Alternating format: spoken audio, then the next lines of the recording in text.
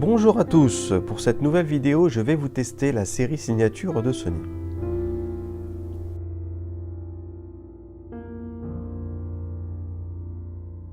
Pour ses 60 ans, la marque japonaise décide de créer une gamme de produits pour une écoute optimale avec des casques audio. Ces produits ne sont pas nouveaux. J'ai décidé de vous en parler parce qu'on fête cette année les 40 ans du Walkman. Incroyable. Et aussi depuis c'est devenu des sacrés bons plans au niveau tarif. Je ne vais pas revenir sur les données techniques, mais plutôt sur le son. On parlera des qualités, des défauts et surtout de la mise en œuvre pour une écoute optimale. Le baladeur est pour moi la plus belle réussite de l'ensemble, surtout depuis la dernière mise à jour logicielle. Il peut lire tous les fichiers jusqu'au 24 bits 192 kHz et du DSD jusqu'au 11.2 MHz. Attention, il ne fait pas de remasterisation du signal.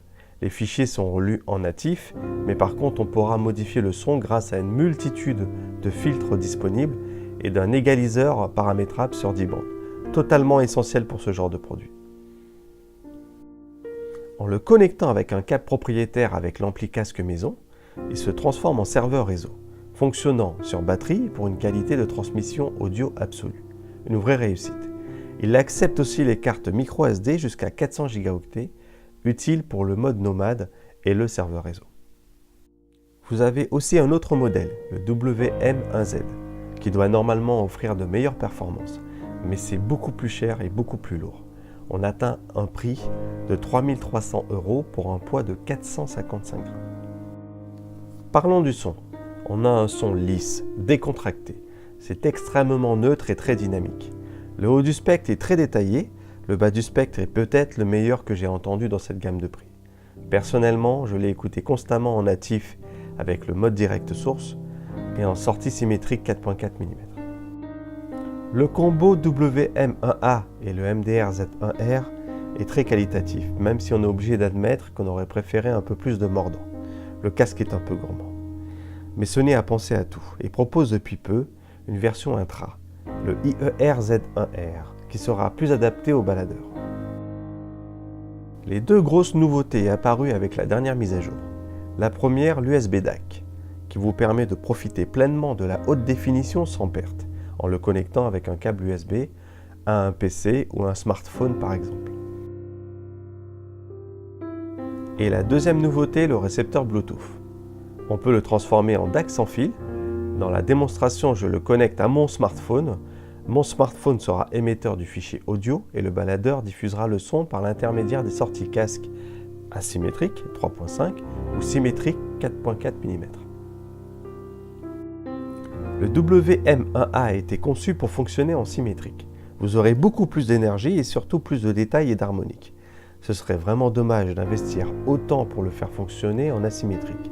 D'autres baladeurs le font aussi bien pour moins cher. Les petits points à savoir. Le Walkman est bridé au niveau du volume lors d'un achat en Europe. Il faut absolument le débrider pour profiter des performances maximales. Le débridage n'annule pas votre garantie. C'est assez simple, il suffit de faire une recherche sur le web pour trouver la procédure. Sony préconise un rodage de 200 heures. D'après mes tests, il faut compter 300 heures. Vous ressentirez que le son est plus équilibré et mieux stabilisé. On finit par l'interface logicielle, que je trouve un peu lent. Ce n'est pas une tortue non plus, mais j'aurais préféré plus de réactivité. Le TAZH1ES n'est pas seulement un ampli casque à plusieurs sorties, mais également un préamplificateur, un DAC avec une entrée analogique et 3 entrées numériques, en sachant que les sources transmises par l'entrée analogique sera converties automatiquement en numérique. Cette fois-ci, on a affaire à un convertisseur FPGA. La programmation a été faite par les ingénieurs de Sony. Le gros avantage, c'est qu'on peut modifier indéfiniment le son et la programmation par mise à jour logicielle. Il peut lire sur l'entrée USB des fichiers jusqu'au 32 bits 384 kHz, du DSD jusqu'au 22.4 MHz et du 24 bits 192 kHz sur les entrées optiques et coaxiales. La meilleure qualité sonore fut obtenue en activant l'option DSD Remastering. Cette option convertit tous les fichiers PCM en DSD 256. Le son est riche et puissant, c'est assez chaud. On se rapproche même des amplis casque à tube. La différence est nette avec le Walkman WM1A. On passe dans un autre monde. La scène sonore s'ouvre de manière magistrale, je ne pensais pas dire ça un jour avec un système casque. Le grave est extrêmement puissant, les basses fréquences du combo Sony sont tout simplement étonnantes. Superbe. Bien qu'il y ait une pléthore de sorties, une seule sera activée. Nous ne pouvons pas utiliser deux casques en même temps par exemple. Le câble secteur alimentant l'appareil a aussi son importance. Privilégiez des câbles avec une section maximum de 2,5 mm par pôle. Au-dessus, vous risquerez de perdre en dynamique et avoir un son légèrement bouché. J'utilise le câble Junior de chez Why-Not, un mariage parfait. Si vous avez un budget plus serré, dirigez-vous vers le NRG Z3 de chez AudioQuest. Sony a créé la surprise en proposant un casque fermé haut de gamme à 2 200 €. Mon premier contact fut fort agréable, le confort est exceptionnel, avec un 385 grammes sur la balance. Il est sobre et très joli. Vous allez adorer le tenir et le caresser. Le MDR Z1R a une sonorité vraiment fantastique. C'est percutant, propre et gratifiant. Sa résolution est également impressionnante. Les voix et les instruments sont incroyablement texturés et détaillés. La scène sonore est également d'une largeur abyssale et pourrait ridiculiser certains casques ouverts. On a énormément de matière. C'est extrêmement transparent. On peut faire des écoutes longue durée sans aucune fatigue. C'est tout simplement le meilleur casque fermé du moment dans cette gamme de prix. Le problème, c'est qu'il m'a été impossible de retrouver les mêmes qualités audio avec d'autres amplis casques. Il manque de justesse tonale, il a une tendance à être agressif sur le haut du spectre et les graves frôlaient un peu la surenchère. C'est triste à dire, mais pour moi, le MDR Z1R et le TAZ-H1 n'est absolument pas dissociable. Ce sont des produits complémentaires. Les ingénieurs ont conçu ces produits avec une signature sonore propre et surtout une synergie totalement évidente. Le rodage est encore inévitable, 300 heures minimum. Bravo Sony, vous en avez rêvé, Sony l'a fait et le rêve continue.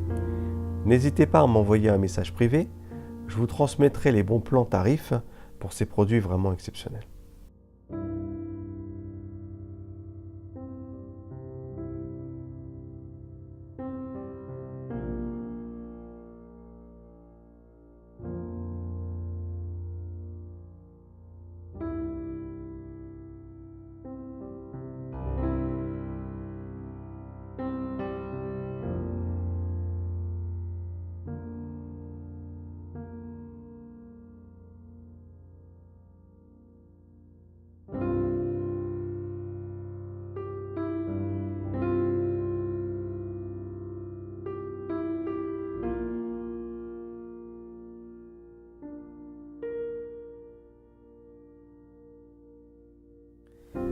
Si cette vidéo vous a plu, abonnez-vous et mettez-moi un petit pouce bleu. C'était JJ pour Geronimo TV. À très vite.